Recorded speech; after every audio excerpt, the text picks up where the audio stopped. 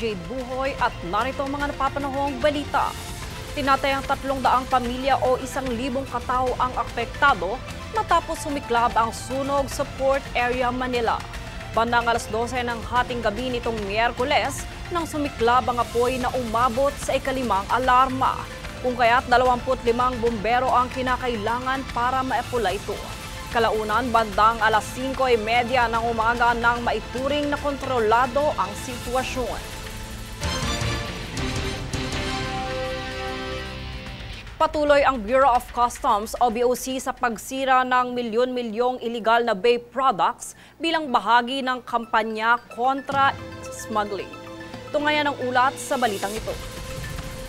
Sa layuning protektahan ang kalusugan ng publiko at lokal na industriya, isinagawa ng Bureau of Customs o BOC ang pagsira sa tinatayang 3.26 billion pesos na halaga ng illegal vape products. Ang mga nasabing produkto ay walang kaukulang pahintulot o hindi ligtas gamitin, kaya't isinailalim sa destruction alinsunod sa batas. Base sa ulat, nagsimula ang operasyon matapos ang seremonyang pinangunahan ni Pangulong Ferdinand Marcos Jr. noong 7 ng Abril ngayong taon. Dito ay sinagawa ang pagsira sa mga pasilidad sa Marilao at Bukawi, Bulacan sa pakikipagtulungan ng iba't ibang unit ng BOC at suportado ng Philippine Army at Coast Guard. Ukol sa impormasyon, lampas 1 milyong piraso na ng vape ang nawasak simula ng simulan ang kampanyang ito. Samantala, ang hakbang na ito ay alinsunod sa Custom Modernization and Tariff Act at Republic Act No. 11900 ukol sa regulasyon ng vape products. Ayon naman kay Commissioner Bienvenido Rubio, tungkulin ng ahensya ang tiyaking ligtas ang merkado laban sa smuggled goods.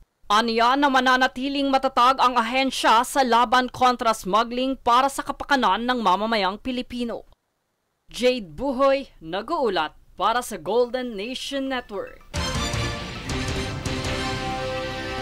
Pinag-iingat ng Philippine National Police ang publiko laban sa mga online scammers na nag-aalok ng tour packages na tila too good to be true.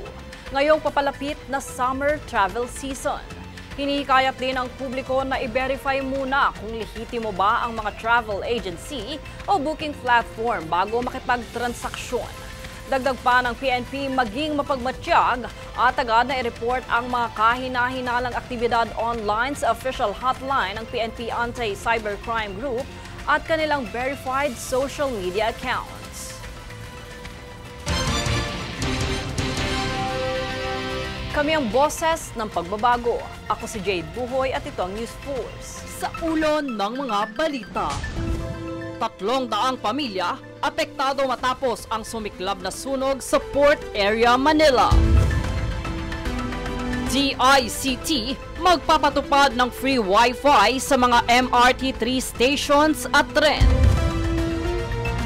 Reforma sa provincial rate bilang sagot sa mabigat na trapiko sa Metro Manila, nais isulong sa Kongreso.